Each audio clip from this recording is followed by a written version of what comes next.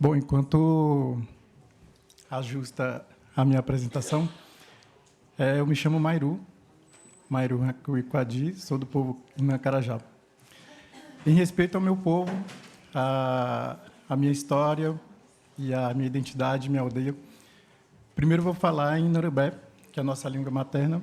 Eu sei que vocês não vão compreender, mas em respeito ao meu povo. Kakamakwatserei de Inorubé no Badadana Manaribikrim. Inaboa se Inoroire. Inomikashve de Marana. Isirama Inaboa na Norhemena Karahemner, Duribadana no. Duribena Dana Sirá. Inorubé não me cavora Marana. Inabovik dan Marana. Dorimhaduidi. Inamarana Oramadan. Inaumadan Nama. Inorubé Nama. Inabadana Naranam. E de ouvir e Renana que não, e não assina bo, e noroire, jarei não, cai borrei não, e se irá mandar brasina bom hora remen, vídeo deck da manana do irubem, iruberenamo, e mararodi tirar o bem. Para mim é uma grande satisfação de poder estar aqui, poder falar no meu idioma materno que está vivo ainda. É uma emoção para mim também muito grande de poder falar isso, além das palavras, além desse evento, além do olhar de vocês. Eu me chamo Mairu Hakuiquadi, como eu falei, sou estudante de doutorado aqui na Paris 8 e na Universidade de Brasília. Sou graduado em Relações Internacionais pela Universidade Federal do Tocantins. Eu preparei um discurso, quase não faço isso. Geralmente a minha emoção fala maior do que as preparações que eu realizo.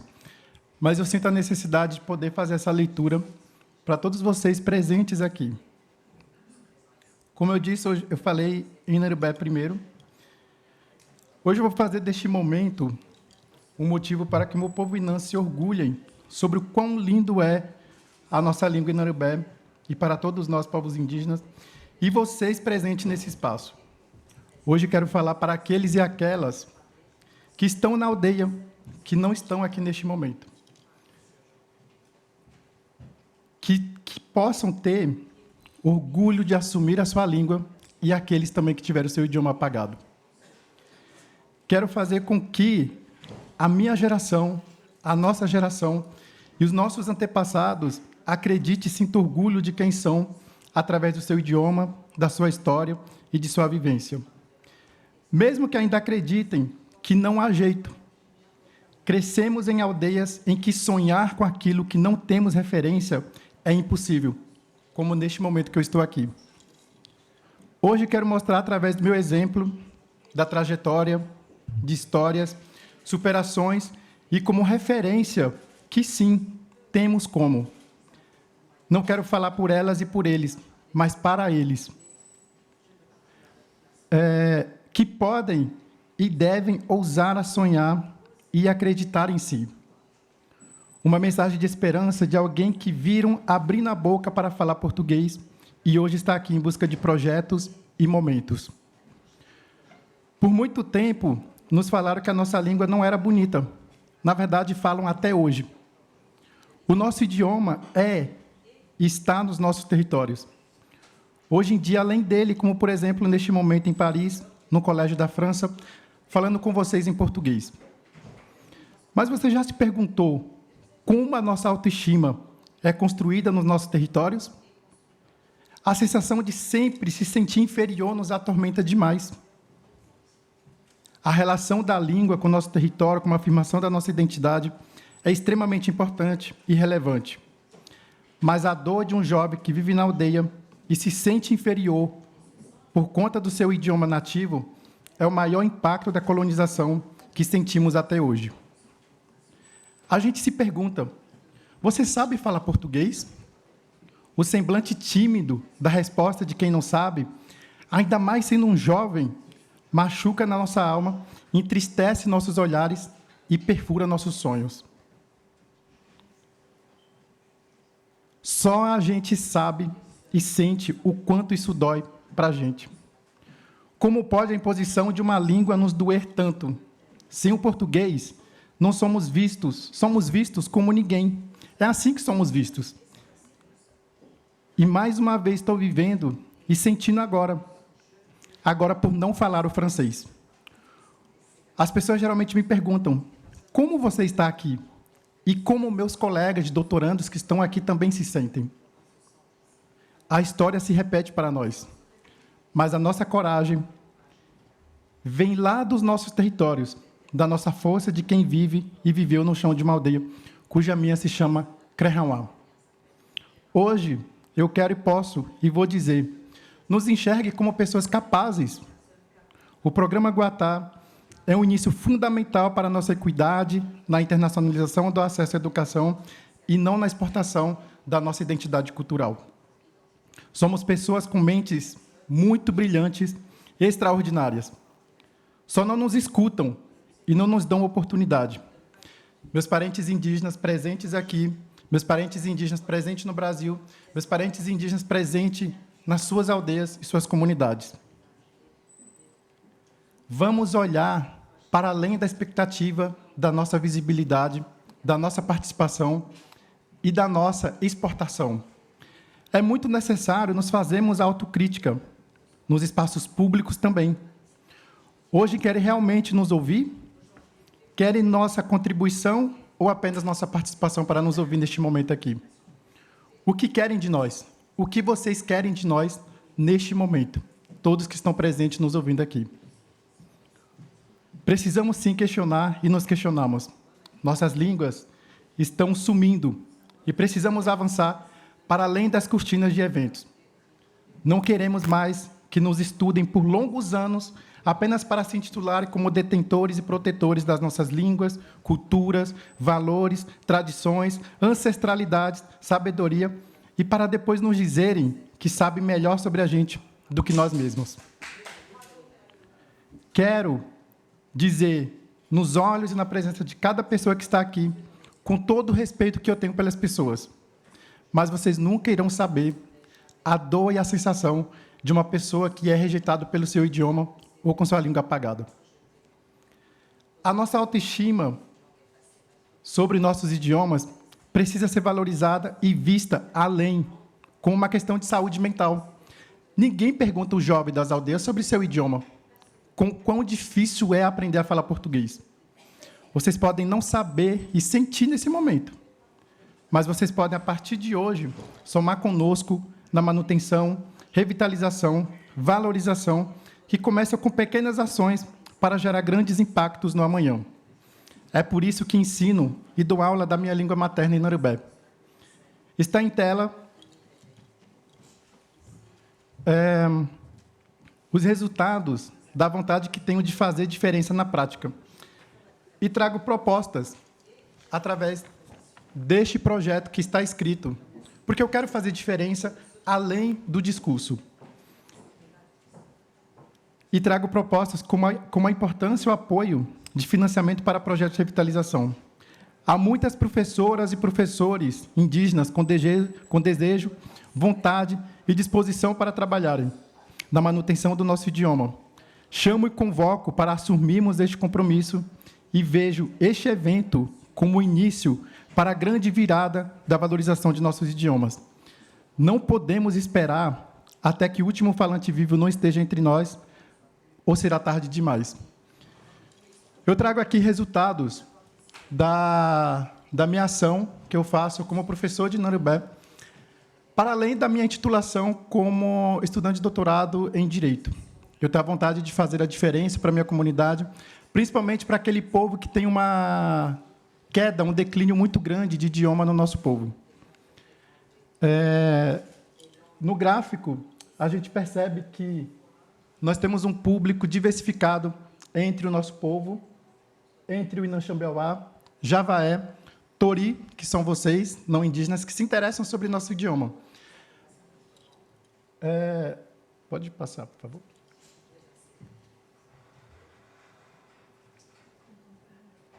E aqui nós temos... Eu fiz um questionário sobre a minha aula de Narubé, e hoje eu tenho o maior orgulho de ensinar as pessoas tanto indígenas quanto não indígenas, principalmente profissionais da área da saúde, que em muitos momentos chegam aos nossos territórios sem nem saber sobre nossa história, nem sequer cumprimentar no nosso idioma. Como que querem trabalhar conosco sem, ao menos, saber dizer o que a pessoa está sentindo? Isso é algo muito importante para mim e para a minha população, para o meu idioma e para a minha aldeia, que eu carrego com tanto orgulho, com tanta dedicação, e é por isso que eu chamo, convoco mesmo, para que a gente possa sair do discurso e apoiar projetos como esse na prática. Estamos com disposição, estamos com equipe. Uma coisa que eu faço é essa boa vontade, nesse sentido de realmente poder fazer a diferença. Direciono a palavra para a Josi, que está aqui representando o Ministério dos Povos Indígenas, que este projeto possa avançar como modelo na prática de comunidades com declínio de idiomas. Eu não quero sair deste evento apenas para dizer o que eu participei, mas com resultado, proposta e levar para a minha comunidade. Tchodói do que, muito obrigado e desculpa pelo tempo também.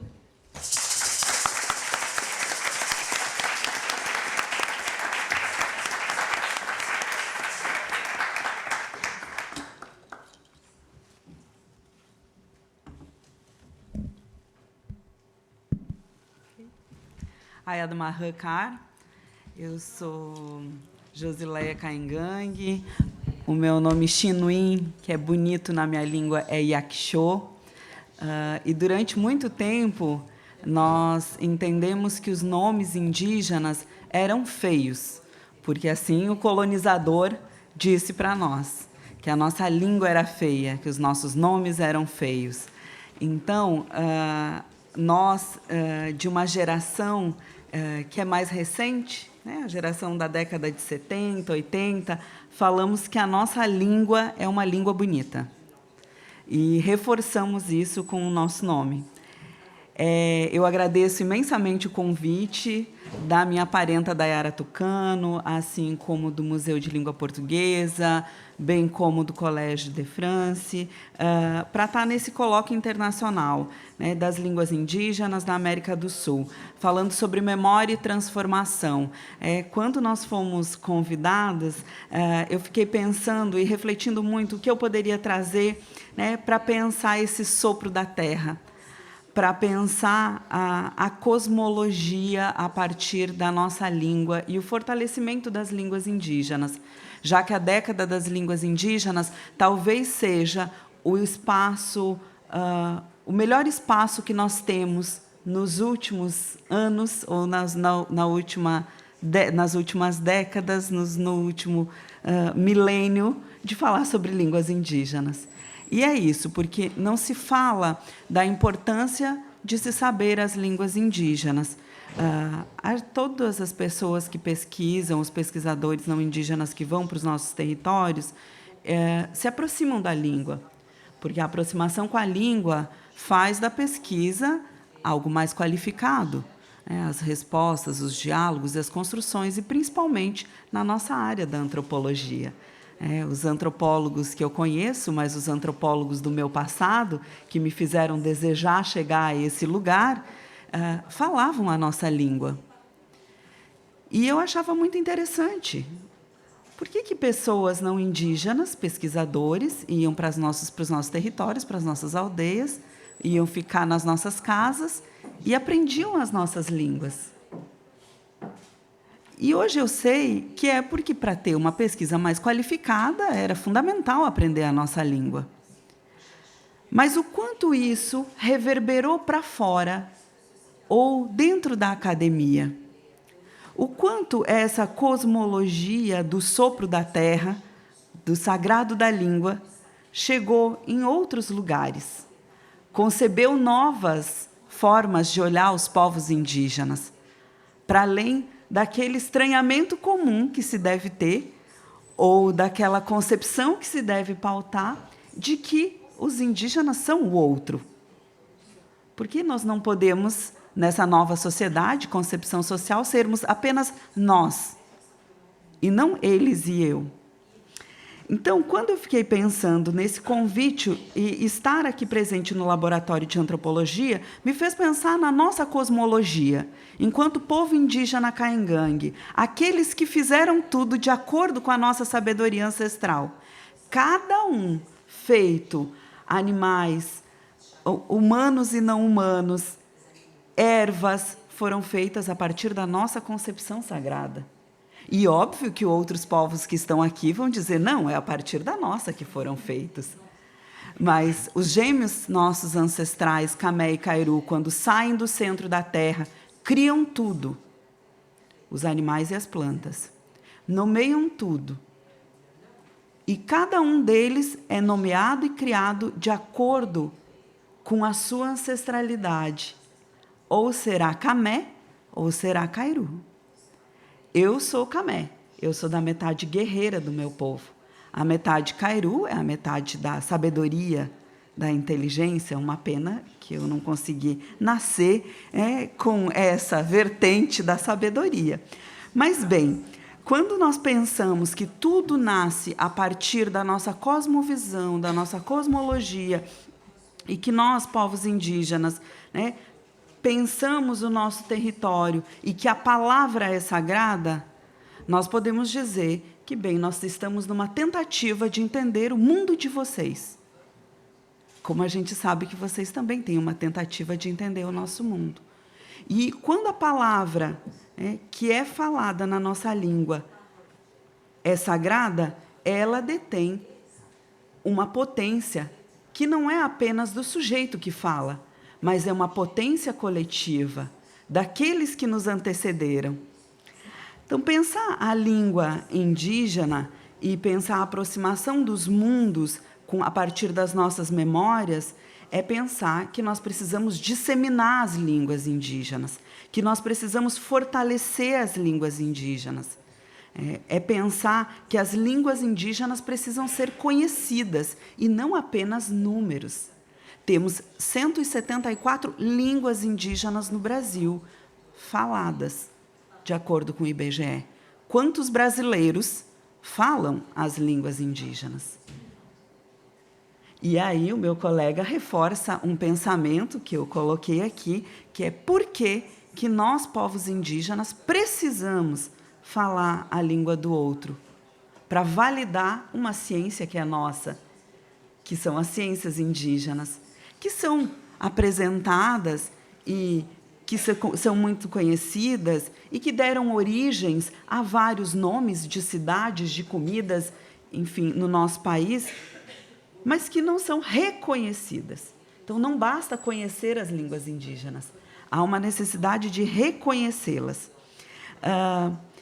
Bem, eu fico pensando também que as línguas indígenas, elas têm um papel fundamental nesse momento que a gente vive, que são as memórias atualizadas.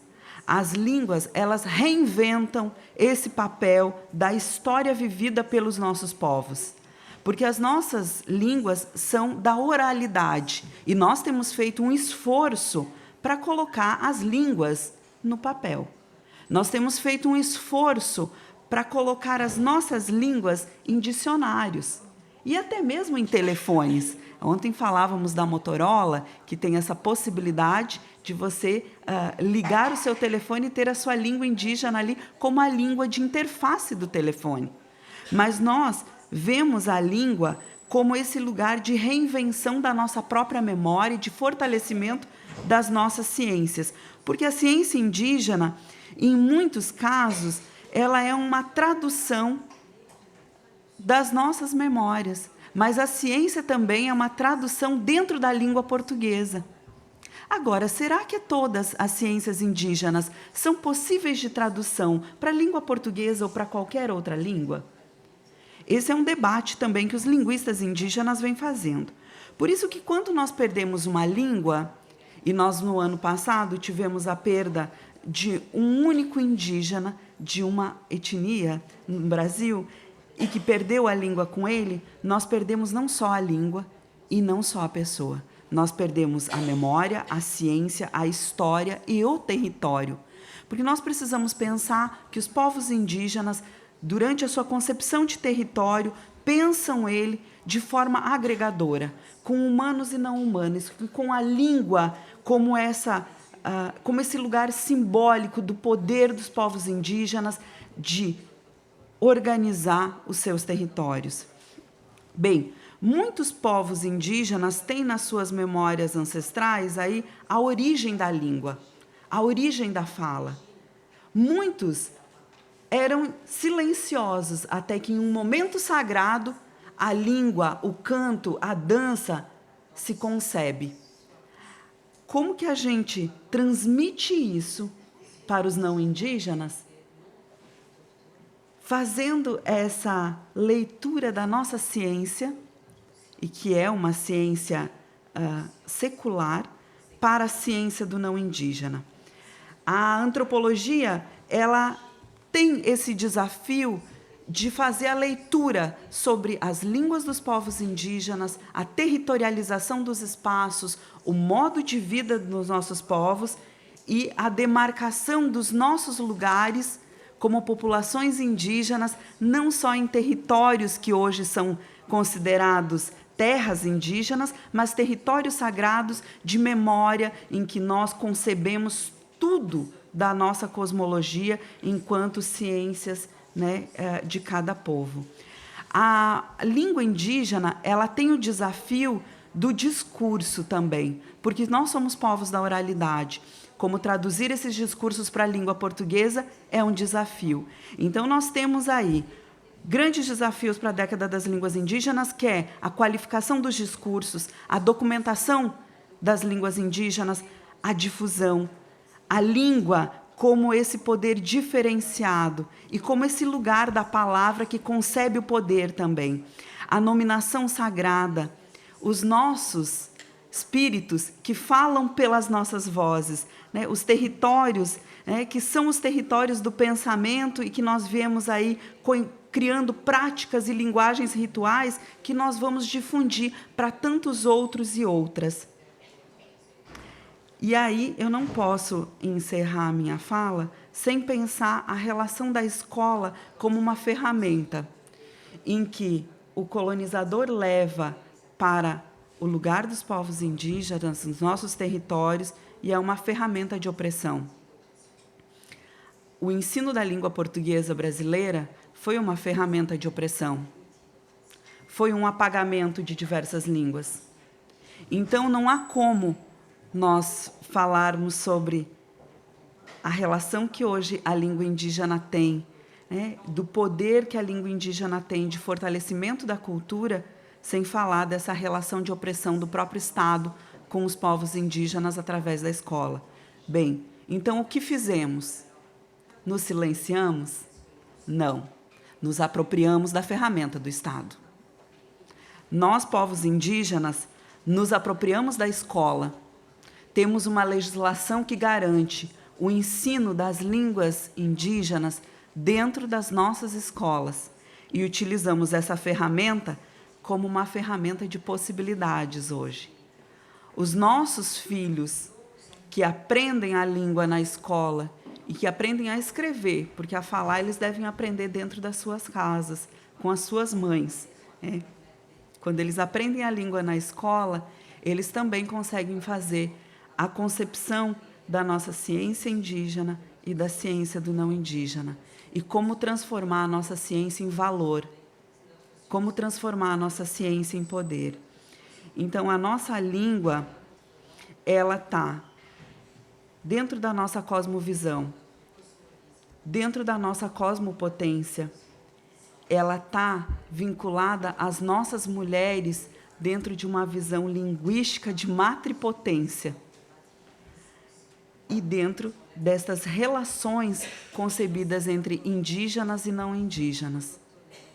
Considerando cada vez mais que nós vamos perguntar a vocês quantos falam a nossa língua, para que a pergunta possa ser devolvida. Quantos de nós falamos português brasileiro? Quantos de nós falamos inglês? Quantos de nós falamos francês? E é um desafio. Nós devemos ser multilinguistas como os povos indígenas são. O Nhengatu é uma língua única falada por vários povos que falam as suas línguas específicas. O Caingangue é uma língua macro, grande, mas que dentro dela tem pelo menos 4 sublínguas faladas. Nós falamos várias línguas e nós queremos falar francês, sim, para poder nos comunicarmos melhor, mas nós queremos que vocês falem a nossa língua também. Então, eu lanço um desafio para os colegas antropólogos, principalmente, né? Nos desafiemos a falar o maior número de línguas indígenas possíveis, para que vocês realmente possam compreender as nossas cosmovisões e os nossos modos de pensar nossas memórias e histórias em novas concepções de organização de mundo, nesse momento em que os nossos mundos pedem uma transformação para reflorestar as mentes de cada um de nós e pensar outros mundos possíveis, como diz o nosso querido líder Davi Copenaua. Obrigada.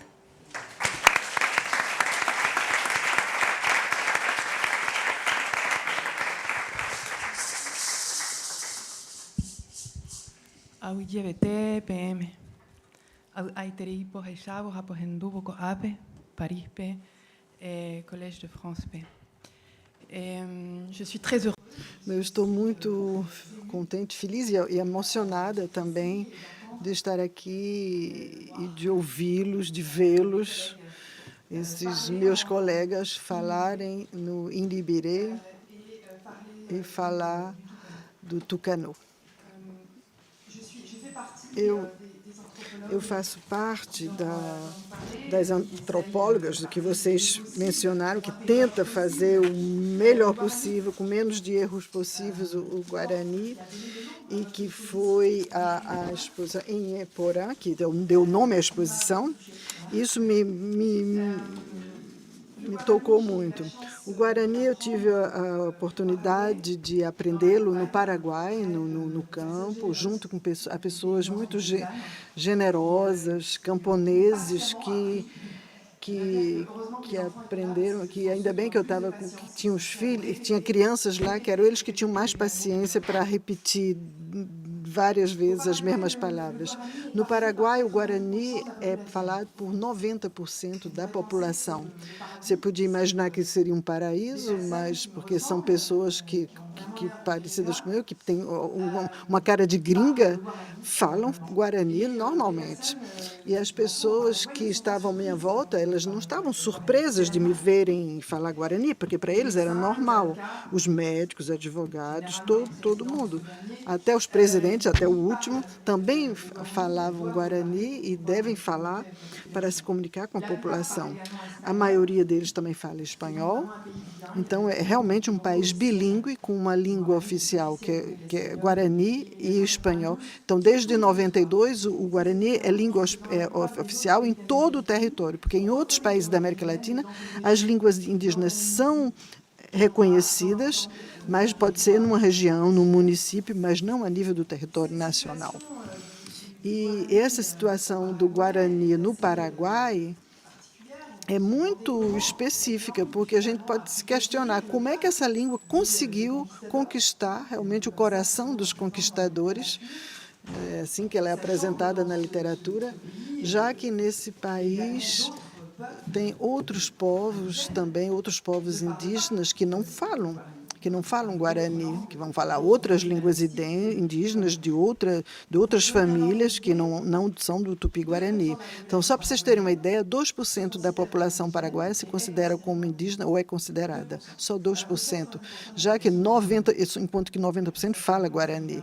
Então, isso dá para situar um pouco a situação sociolinguística desse país.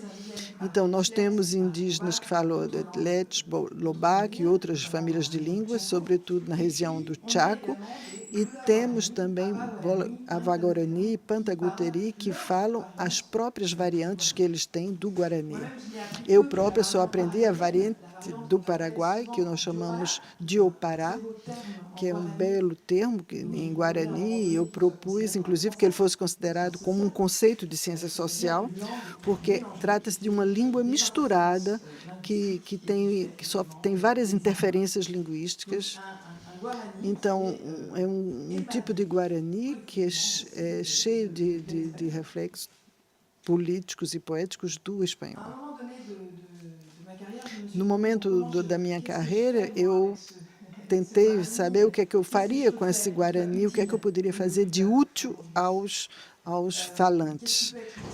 O que é que seria útil para essas comunidades indígenas que falam essa língua, porque eles realmente não têm necessidade de mais um antropólogo. Eles são linguistas, eles são antropólogos, eles são tudo. Então, o que é que eu poderia fazer? E o que me pareceu mais útil a fazer a partir daqui de Paris e a partir do que eu própria sei fazer, era de me dar um mergulho na história e de me aprofundar nessa história para ir em busca de abrir os arquivos coloniais e ir em busca, eu fiz uma procura de todas as ocorrências possíveis e inimagináveis de falar palavras, de textos em Tupi-Guarani. Então, eu comecei por Jean Liglery, evidentemente, que foi mencionado aqui no início. Mas o que me chamou muita atenção, que me impressionou muito, que eu queria dizer, é que para isso, nós fizemos um projeto coletivo e identificamos 10.000 páginas escritas em Guarani, 10.000 páginas originais escritas tanto por autoridades políticas indígenas que administravam na época suas próprias instâncias coloniais e pelos jesuítas e pelos franciscanos. Então, esses textos foram produzidos por evangelizadores, por conquistadores, textos escritos numa língua feita, no caso do Guarani, feita para convencer as populações indígenas de se convertirem ao catolicismo, no caso, para convencê-los de serem sujeitos do rei e assim poder colonizá-las melhor. Então, era a língua utilizada como instrumento de colonização, não podemos nos iludir. Então, foi uma língua cristianizada, colonizada por dentro, para expressar uma relação política entre as populações indígenas e o rei. Uma relação de vassalos. Mas era também uma língua que as autoridades políticas indígenas utilizaram para defender os seus direitos. Eles escreviam ao rei em Guarani para defender os seus direitos, e essas cartas depois eram traduzidas em espanhol, normalmente traduzidas pelos jesuítas, até que tenha sido criado um grupo de escritores bilíngues que faziam a tradução desses documentos. Então, essa língua guarani do período colonial, que eu estou aqui tentando fazer vocês imaginarem como é que funcionava, ela era colonizada de dentro, ela era colonizante, mas também descolonizante. Ela era utilizada também para se defender. E o que me impressionou nesse percurso é que eu me dei conta que provavelmente essa língua serviu também para reduzir a diversidade linguística nos territórios onde ela era falada e escrita, porque nas missões jesuítas, onde estavam reunidas muitas populações, chegou até 170.000 pessoas reunidas em certas regiões, elas reuniam pessoas que vinham de grupos diferentes, de línguas diferentes, e, de repente, todos eles começaram a falar e escrever Guarani, porque era a língua oficial, era a língua de comunicação e da organização política daquelas missões. Era como se fosse o inglês da época. E é por isso que a gente entende o Kolianingatu, que é falada por vários grupos indígenas atualmente no Brasil, e que eles tiveram o mesmo fenômeno nisso na Amazônia, né? E quando a gente observa essas práticas linguísticas no período do colonialismo, se percebe uma grande complexidade, mas, ao mesmo tempo, uma grande riqueza. E o que me entusiasma, o que me apaixona atualmente é de acompanhar a trajetória semântica de certas palavras e de entender como eles foram tendo significados diferentes de acordo com como eles eram utilizados, em que situação, a situação social em que essas palavras eram utilizadas.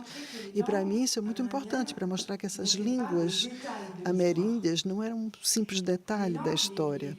Essas línguas e essas palavras indígenas, elas fizeram a história durante 500 anos.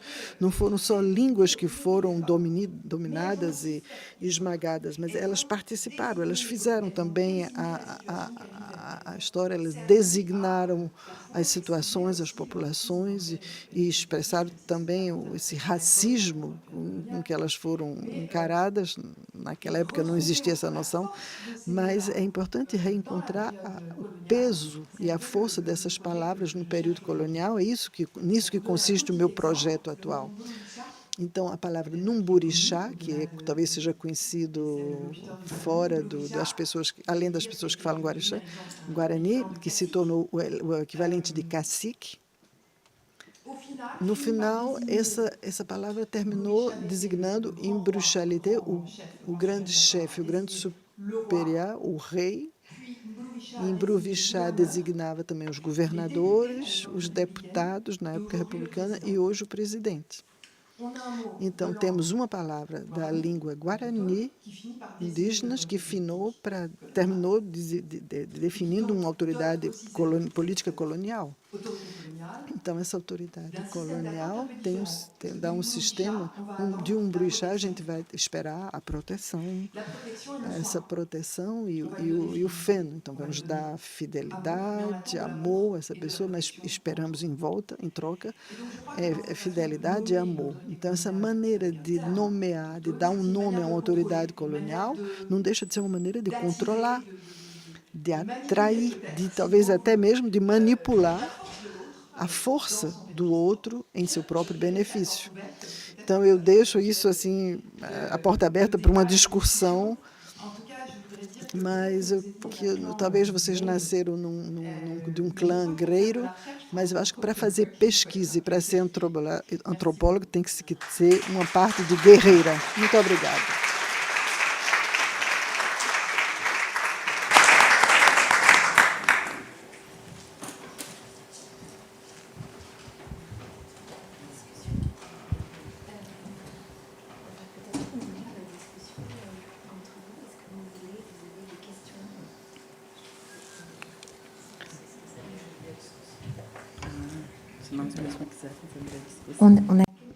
Bom, nós temos alguns minutos para as perguntas e um debate entre vocês. Mairu ou Joseli, se vocês querem reagir ao que acaba de ser dito por Capucino, ou inversamente, se Capucino quer reagir, ou se vocês, na sala, têm alguma pergunta.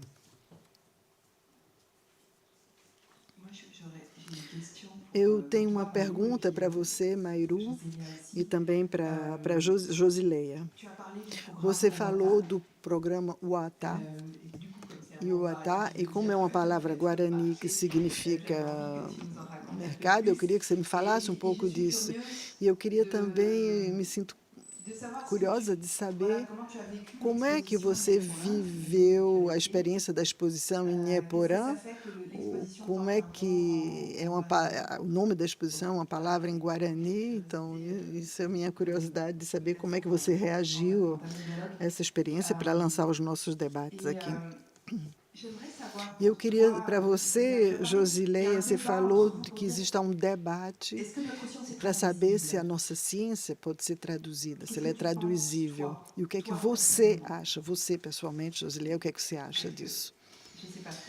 Não sei se...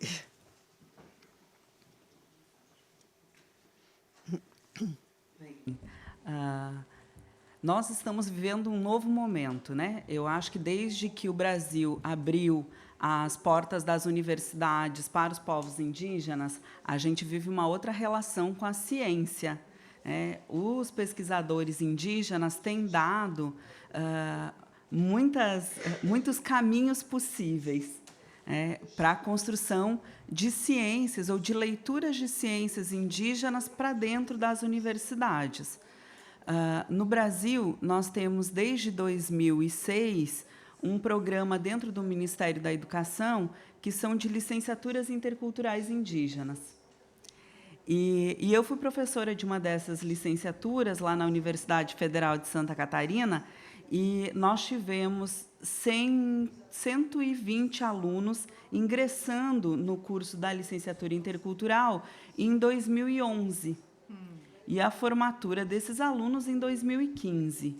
Então, nós tivemos, pelo menos, 88 pesquisadores indígenas falando a partir das suas ciências, fazendo uma correlação com as suas línguas, e muitos deles escrevendo parte das suas pesquisas nas suas línguas, porque não havia tradução possível daquilo que eles queriam escrever.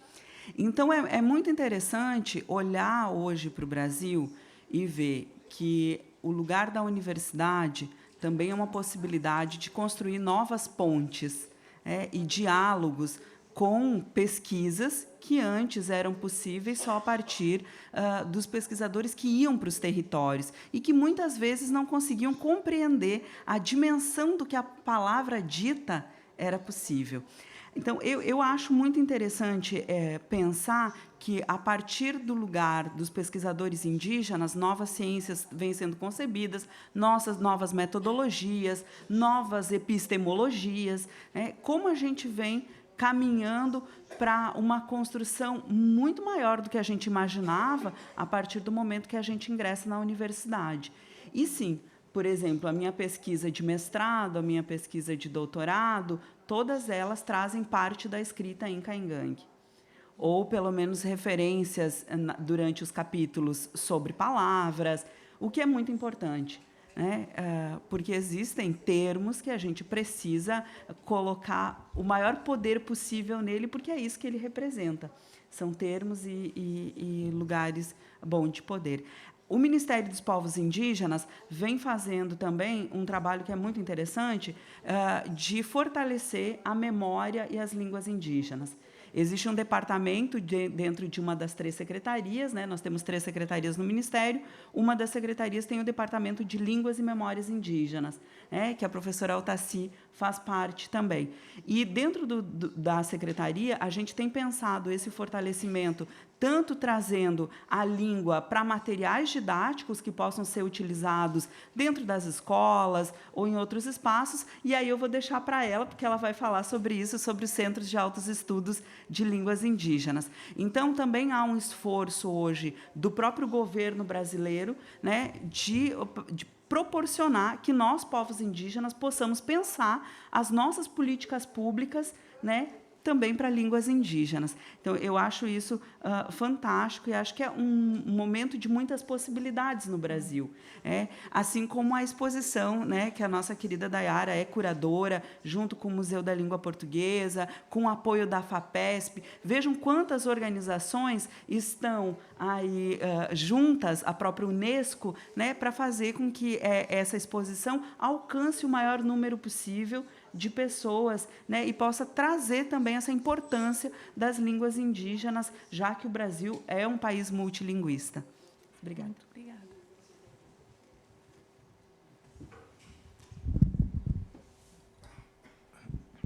Bom, sobre o Programa Guatá é uma mobilidade de bolsa oferecido pela Embaixada da França no Brasil, e que significa caminhar. E eu não conheço o Tupi-Guarani, está muito distante do nosso convívio, digamos assim. Então, a gente está aqui, tem a Alice, a Adriana, não sei se está aqui, que somos os primeiros indígenas bolsistas presentes com a bolsa do governo francês aqui, para fazer a nossa mobilidade de doutorado de sanduíche aqui. E o nome Guatá é bem sugestivo, porque realmente é o início de um caminho. Por isso que eu falei sobre a questão da importância da internacionalização da educação, da presença indígena nos espaços acadêmicos, mas além dessa exportação de identidade cultural. a gente precisa falar sobre outros aspectos, outros debates, em que a gente não possa somente vir aqui e falar sobre a gente, mas que possamos, por isso que eu falei da questão da capacidade, de que a gente pode debater diferentes aspectos de ideias, em que não podemos somente ser reduzido, por exemplo, ao Ministério dos Povos Indígenas, apenas a Secretaria de Saúde Indígena, mas por que não tem presença hoje, até hoje, por exemplo, no Itamaraty, nas relações exteriores? Por que nós ainda não temos presença indígena no Ministério da Educação, da Economia, da Fazenda? A redução da participação indígena, ela não pode ser somente isso, onde a gente só vai falar sobre a importância da nossa língua, a importância da nossa identidade, mas que a gente possa ser vista como pessoas capazes também. A gente tem o que contribuir com o nosso país, com o desenvolvimento.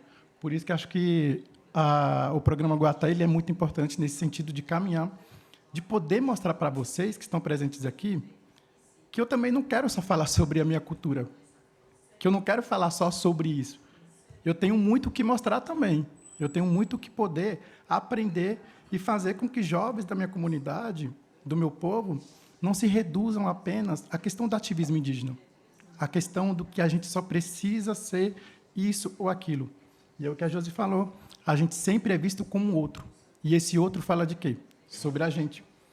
E sem muitas ofensas, como sempre, com todo o respeito que eu tenho por todas as pessoas, que minha avó, Dona Racuí, e minha mãe Chiriquero me ensinou muito bem sobre a questão da educação. E esse aqui, a nossa língua, a nossa fala, é justamente isso. Que a gente pode falar muito mais do que só sobre a gente. Às vezes é cansativo falar sobre a gente. Às vezes, essa insistência de dizer sobre a gente, mas que eu não vejo resultado em muitos momentos, às vezes. Talvez esse momento aqui esteja marcado para cada um de nós que está aqui. Mas as pessoas da aldeia? Quem pergunta às pessoas da aldeia? O que eles sentem, né? O que esses jovens que estão vivendo, nos vendo hoje como referências, realmente se enxergam na gente?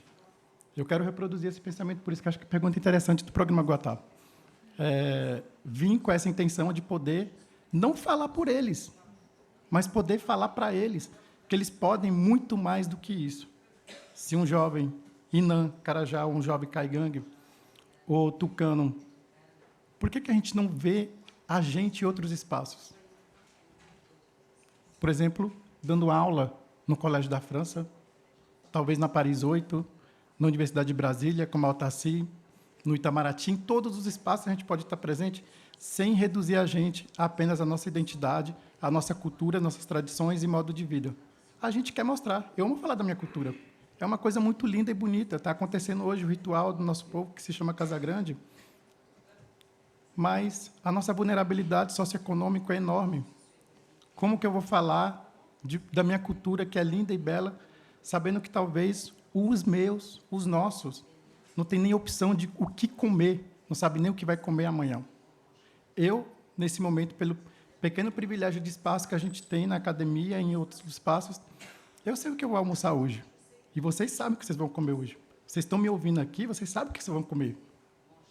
Que caminhada estamos fazendo, em que direção nós estamos indo, sabendo que a nossa cultura está passando por momentos de fragilidade gigantesco.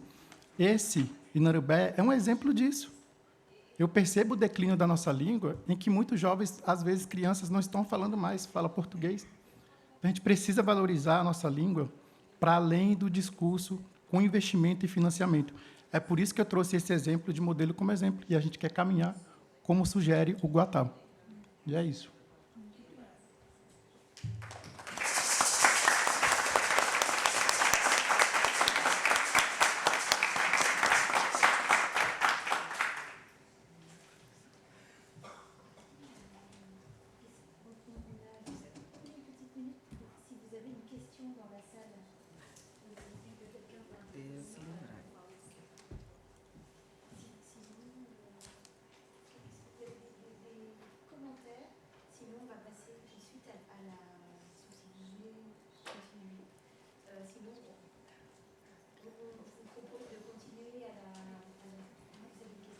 Sim, duas. Tem duas pessoas.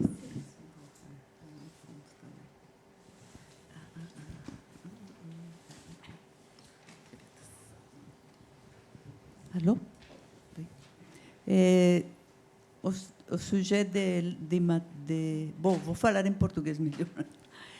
Desta manhã é uma pergunta que me surge, principalmente estando na presença da diretora do Museu da Língua Portuguesa e dos propósitos da FAPESP, né?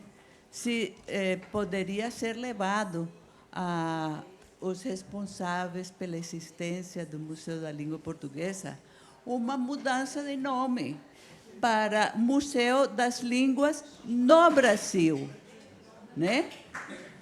Isso.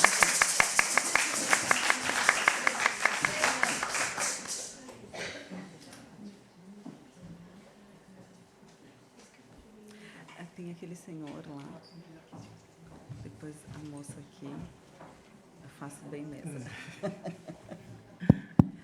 Bom, de manhã ouvimos coisas muito importantes, ideias muito importantes, estou anotando muita coisa. Só vou mencionar uma ideia ou uma coisa que falou a Josileia e que me chamou minha atenção e que é a da impossibilidade, ela falou, de traduzir quando os jovens Kaingang escreveram na língua deles, e ela falou alguma coisa que chamou a minha atenção, porque é um probleminha teórico e de fundo muito importante, a impossibilidade de traduzir. Queria que a Josileia falasse um pouco mais sobre esse conceito. Eu estou de acordo com ela, totalmente. Só que eu gostaria de ouvir a opinião dela sobre isso. Obrigado.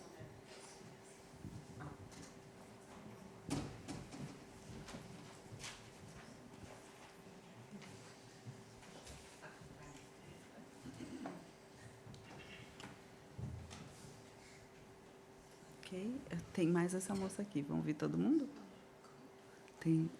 Tem ela também. Bom dia. Primeiro que nada, obrigada muito pelas suas palavras. Foi muito interessante, muito emotivo também.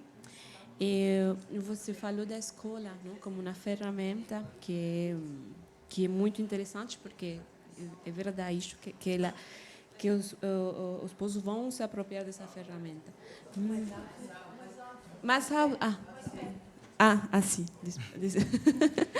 Então, eu estava pensando nisso que você falou, que essa escola como uma ferramenta, né, que vai ajudar os povos para reivindicar essa cosmovisão. Mas quando você fala de que os povos não querem ser só reduzidos à identidade, né, como essa também a escola lá vai intervenir para aportar outros horizontes além da identidade indígena, né? De mostrar que também os jovens, os alunos têm outras possibilidades e que não é só falar sobre a gente. Então é isso. Eu não sei se eu fui clara. Obrigada muito, eu amei. Outra pessoa quer falar? Eu? Não. Merci beaucoup. Moi, je vais poser la question en français. Sim, eu vou fazer a pergunta em francês, vocês vão ouvir. Então, existe um projeto transversal para encontrar o denominador comum no conteúdo das línguas? Eu falo das conteúdas enquanto filosofia de vida, de relações humanas, de relações com a natureza. Por que é que eu faço a pergunta? Porque eu penso que por detrás das línguas indígenas existe uma filosofia profunda, milenar, que data da origem da humanidade, sem dúvida, e que talvez possa contribuir a trazer a felicidade e a paz, e talvez encontrar essa filosofia profunda é talvez a melhor maneira de proteger de maneira sustentável as línguas indígenas, porque hoje os jovens cada vez mais aderem a um sistema que nos faz acreditar que as ilusões da vida, como o dinheiro, o nível social, são importantes e que vamos abandonar e que os levam a abandonar as suas línguas.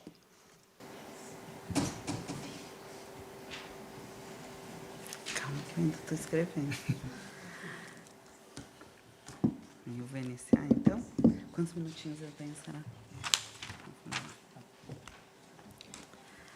Bem, eu quero começar agradecendo a vocês pelo diálogo. É super importante a gente conversar. Eu fico pensando, bom, a relação da escola como uma ferramenta lá no século XVIII, XIX, XX, né, para alguns povos, realmente foi uma ferramenta de opressão, né? Se aprendia a língua para se alfabetizar, muitas vezes na língua indígena, aconteceu com nós, com os caingangue, né?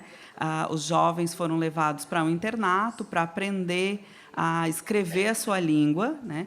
E aí, depois de aprender, eles vinham para as escolas para fazer o ensino da primeira infância, né? Para alfabetizar as crianças indígenas. E, depois dessa alfabetização, alfabetizar em língua portuguesa.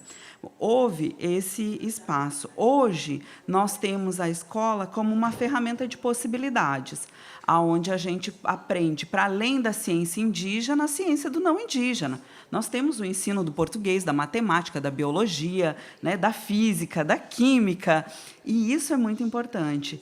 Obviamente, a maioria das escolas não ensina isso em língua indígena. Nós temos uma disciplina de língua indígena, mas isso fortalece nós, indígenas. E aí eu quero dizer que eu nasci caingangue.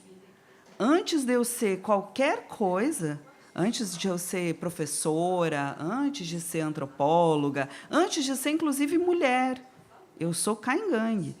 Não existe como eu me descolar disso. Então, a questão da identidade, ela vai caminhar comigo para sempre. Bem, existem alguns caingangue que decidiram fazer medicina. Eles serão médicos, eles não vão ficar o tempo todo dentro do hospital pautando a cultura, a tradição caingangue, mas eles são caingangues e são médicos. Temos uma advogada aqui, a Fernanda. Fernanda é caingangue e depois ela é advogada. No tribunal, ela não vai ficar falando sobre a perspectiva da tradição. Mas o que eu acho importante é que existem outras possibilidades e caminhos que a gente pode fazer. Para se especializar, para se qualificar profissionalmente, caminhar no hip-hop, por exemplo. Nós temos indígenas cantores de hip-hop. Nós temos indígenas pintores e escultores. Mas a identidade, ela está colada em você. Você nasce naquilo. Assim como eu não vejo nenhum inglês, nenhum italiano, nenhum francês dizer não, eu quero me descolar da minha identidade. Mas eu acho que é importante o que o meu colega fala, porque não é uma condição que te fecha numa caixa. Pelo contrário, hoje nós precisamos abrir as possibilidades para os jovens indígenas, né? Nós temos e infelizmente nós temos só um recorte, né? Um alto índice de suicídio entre jovens indígenas. Isso é por falta de perspectiva. Isso é por falta de valorização daquele povo, valorização daquela língua, valorização daquela identidade. Bom, isso é um problema de Estado, né? A gente não pode achar que isso é um problema da comunidade, que isso é um problema do povo. Não, isso é um problema do Estado, que continua colocando, né, os povos indígenas nesse lugar, né, de invisibilidade. Então, acho que é um pouco isso assim, que eu fiquei pensando enquanto o meu colega falava. Bem, eu acho que a relação da gente não conseguir traduzir, muitas vezes, os nossos pensamentos, né, indígenas, ou os nossos sonhos, e aí eu gosto muito da disciplina de memória e patrimônio, né? Na memória existe um lugar que se chama o lugar puro, né? A memória pura. E nesse lugar de memória pura, a gente, enquanto seres humanos, a gente não consegue acessar. Bem, e aí eu perguntava para uma professora que era cientista dessa área. E ela dizia para mim, Josileia, a gente só acessa a memória pura em sonho. Falava, pois então, nós, povos indígenas, acessamos a memória pura. Porque muitos das nossas ações do cotidiano vão ser acessadas nesse lugar de talvez da impossibilidade do reconhecimento de uma ciência não indígena. Então, a ciência indígena, ela reconhece que nós acessamos esse lugar da memória pura, porque nós pautamos a nossa vida e os nossos saberes, as nossas cosmologias, também na memória do sonho, né? Nesse lugar do sonhar. Então, quando a gente fala desse lugar da impossibilidade, é muitas vezes para poder pensar que nós não vamos conseguir traduzir cantos rituais, que nós não vamos conseguir traduzir o que os nossos Yangre, o que os nossos espíritos que comungam com nós nesses lugares estão falando para a gente. Então, acho que é muito dessa realidade, né? Bem, e aí, com relação a esse lugar, né, da filosofia profunda e de um projeto, né, que possa proteger e pensar esse lugar dos povos indígenas, esse lugar do que nós, povos indígenas, temos, que é manejar o espaço do território, né, o conceber o espaço do território, eu penso que tem a ver com o que nós, mulheres indígenas, estamos falando, que é o reflorestar mentes para a cura da terra.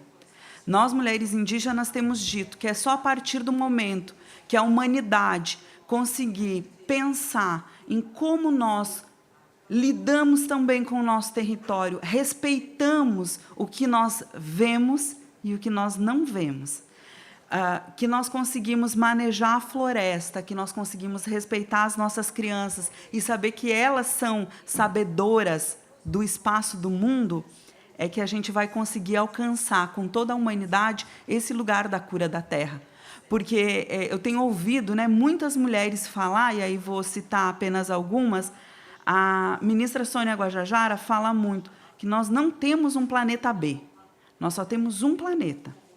Então, enquanto a gente não aprender a respeitar uns aos outros, seja nas suas memórias, histórias, línguas, fazeres, tradições, a gente não vai conseguir avançar. Mas enquanto o mundo não reconhecer que o modo de fazer dos povos indígenas, do cuidado com o território, é a única possibilidade que nós temos para parar o aquecimento global e para poder pensar a perspectiva de uma vida futura, nós realmente não vamos conseguir avançar. E talvez seja esse lugar da filosofia profunda. Então, pensar a cura da terra. Obrigada.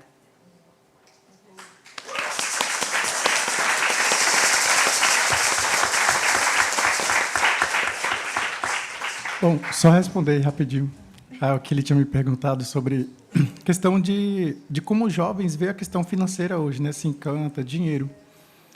Eu acho que começa a partir da perspectiva em que nós somos pessoas, como qualquer pessoa que está presente aqui. Assim, quando a gente vive na aldeia, se tem uma ideia que estamos à parte, isolados do mundo. As pessoas, hoje, por exemplo, eu vou dar um exemplo muito prático. Chegou energia na nossa aldeia em 2010. Eu fui uma criança que adorava assistir TV, porque são coisas diferentes. A gente quer ver coisas diferentes.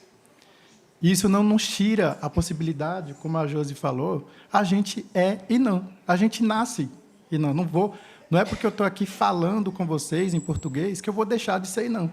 Não é porque eu vou me intitular como doutor, pesquisador, que eu vou deixar de ser e não. A questão que acontece é que a gente quer aprender a falar português. A gente quer. É muito bom falar. A gente quer poder caminhar por vários meios e espaços também. Mas o que nos falta, quando a Josi citou sobre a questão do suicídio, o meu povo, somos em 5.000 pessoas, já perdemos mais de 50 jovens para o suicídio. E por isso que eu falo, ninguém escuta os jovens da aldeia. Ninguém quer saber dos jovens da aldeia. Ninguém entende, ninguém compreende, ninguém os escuta. Eles querem falar. Já pensaram em convidar um jovem de uma aldeia que não tem formação para poder estar aqui, no meu lugar? Porque ele que está ali, no dia a dia da aldeia, ele pode te responder com mais propriedade, mesmo eu sendo e não. Eu estou há 12 anos fora da minha aldeia, me dedicando aos estudos como uma ferramenta de poder dar, não é nem dar, na verdade, mas poder mostrar a nossa existência além de ser indígena. Nós não somos só indígena, nós somos muitas coisas. A nossa educação, ela é bilíngue. Meu avô foi professor, meu pai é professor, minha tia é professora. A biologia é ensinada no nosso idioma, a matemática é ensinada no nosso idioma. A nossa educação é bilíngue. A gente quer poder, eu quero aprender a falar francês, eu quero poder aprender a falar inglês, eu quero poder saber o mundo de vocês também, da mesma forma que vocês têm curiosidade de saber nosso mundo. Nós somos pessoas, seres humanos incríveis. Se vocês chegarem na aldeia, as pessoas vão receber vocês com uma alegria e acolhimento muito maior do que a gente percebe nessa dimensão do que é ser europeu, por exemplo. Parece que os europeus não sabem o que é um ser humano de verdade e poder abraçar. Pela primeira vez eu vi na rua as pessoas rindo, eu fiquei, nossa, eles são pessoas que riem. Sim, eles têm humor, eles têm sensibilidade de alguma forma, né? Então a gente tem muito o que mostrar. Além disso, assim, a gente convida muito para participar dos nossos rituais, das nossas tradições, porque a gente quer mostrar a beleza da nossa cultura, mas que possamos ter suporte também para que a gente possa manter a nossa cultura de uma forma que também não seja só romantizada, mas que seja para nós. A gente quer mostrar porque a gente tem orgulho da nossa cultura, mas não é mostrar para provar para vocês, é para vocês sentirem, poderem entender como é o nosso universo dentro da aldeia, além desse momento que eu estou falando. Eu quero que um dia convidem pessoas da aldeia para vir falar aqui, para falar sobre como é ouvir uma pessoa que não se dedicou a títulos de mestrado para eu falar com uma linguagem que vocês querem ouvir. Mas uma pessoa da aldeia talvez vai xingar vocês, porque tem revolta, está com raiva. Então, assim, o que vocês querem ouvir? Essa vai ser sempre minha pergunta. Uma vez eu cheguei numa palestra e falei assim, gente, tá, o que vocês querem ouvir de mim agora? Quer ouvir sobre minha aldeia? Quer ouvir sobre minha língua? Quer ouvir sobre minha cultura, nossa dança? O quê? Porque aqui eu tenho certeza que vocês vieram para escutar sobre nossos idiomas. Mas que resultado nós estamos levando para as aldeias? Eu quero falar hoje para as pessoas da aldeia, para as pessoas do meu povo, para as pessoas que vivem ali, que possam, de alguma forma, se sentir, de alguma forma, ouvidos e que não são ouvidos. Ninguém escuta as pessoas da aldeia. Essa vai ser sempre minha grande questão, porque não é porque a gente está com título de doutor, de mestre, que a gente deveria estar aqui. A gente vai falar. Eu quero falar para as pessoas da minha aldeia, de pessoas que estão ali no dia a dia e que possam um dia ter a oportunidade de vir aqui, mesmo sem ser o título de mestre ou de doutor. É isso.